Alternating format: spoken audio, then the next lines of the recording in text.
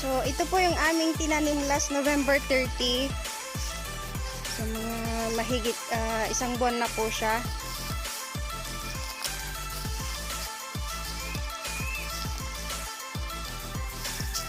Ayan, namumulaklak na siya, oh. Umpisa na po yan ang kanyang pagbunga. Bunga.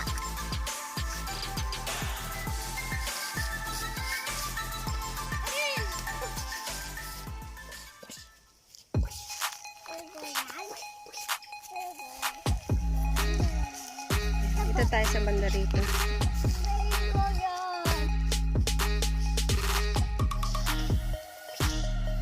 Ayan.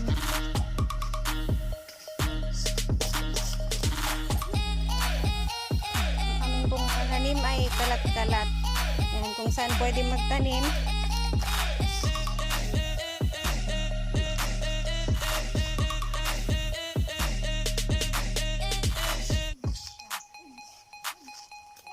Ayan, sili naman po yan. Ito na yung mga pinapakita ko pong sili noon sa mga nakaraan kong video.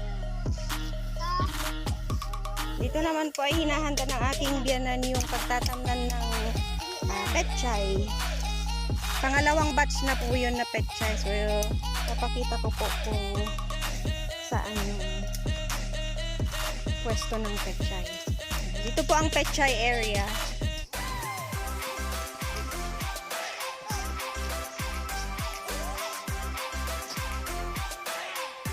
So, kanina lamang po ay nag-replanting sila. Ayan. Ito po siya, oh.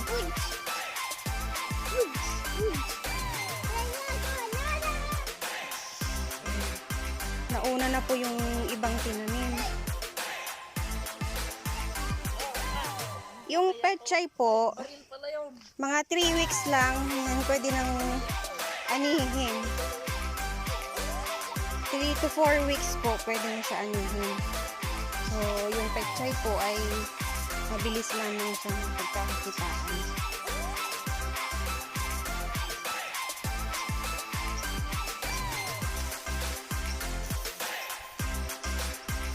Yung pechay po ay pwede rin po siya hydroponic method.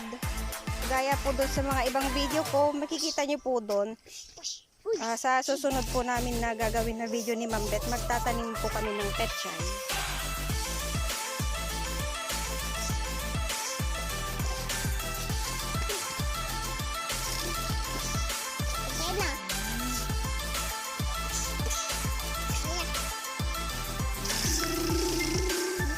Ito yung mga sitaw, may bunga siya noon. Meron na siyang mga bunga. Ayan, parang kailan lang po nung nagtanim yung aking biyanan. Ganyan po yung kanyang bunga. Mahahaba. Ayan. String beans.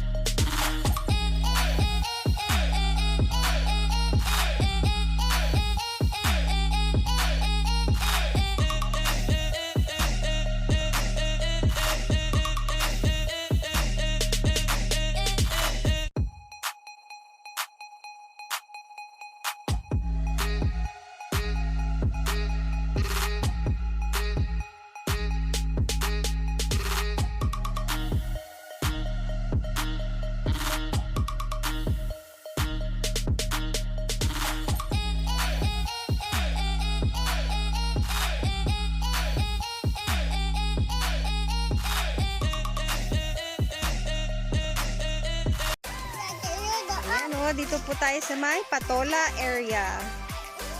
Ayan, meron na din po siyang bunga. Ayan, oh.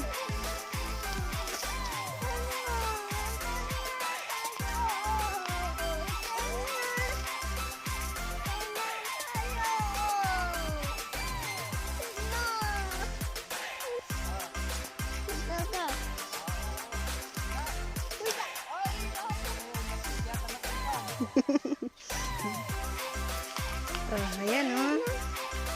May mga bunga na siya. Oh. Diba? Pag masipag kang magtanim, kahit ano, pwede rito.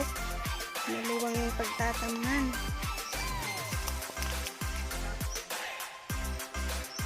Ayan. Kahit sa ilalim ay pwedeng tamnan.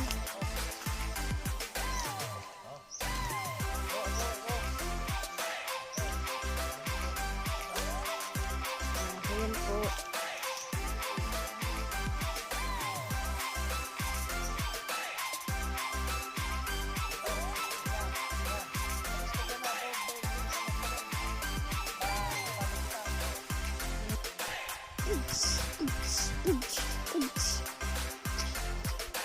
May bunga na yung mga sitaw, oh.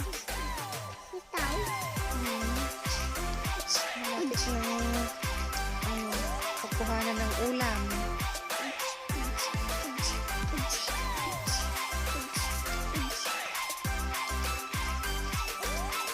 Mga bagong tanim na naman dito.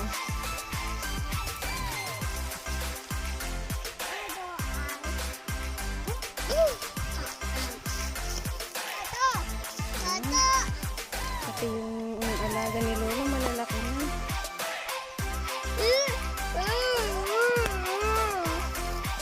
Akyat tayo dito.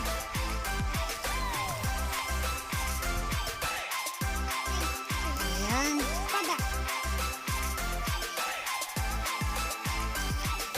So, dito po kami sa ibang part ng taniman ng ating biyanan.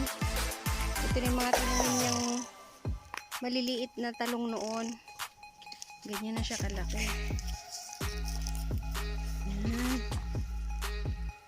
Updating po tayo sa mga pananim. At ito na yung tanim na upo. Yung una kong video ay wala pa silang bunga. So ngayon, ito na siya. Ayun na! Pwede nang ulamin. Ayan, oh. Wow! Kung ibebenta po ito, kapag mga bagong ani pa lang, mga 20 to 30 pesos. Nay! No! Ayun na. Ayan, dami niyang bunga. Oh, ayan, oh. Maliliit pa ito. Okay, lumaki na ganyan siya. Katang-tamang laki lang po ito. Yan, di maiwasan, oh. Pagka kinakapitan ng mga insekto, ganyan ang nangyayari. Oh, ayan, oh. Makakain na daw! Shh. Ang daming bunga. Ayan. Kung merong ampalaya area, may sili area, talong area, dito naman ay upo. O, kanya-kanyang ano po. O, kanya-kanyang area.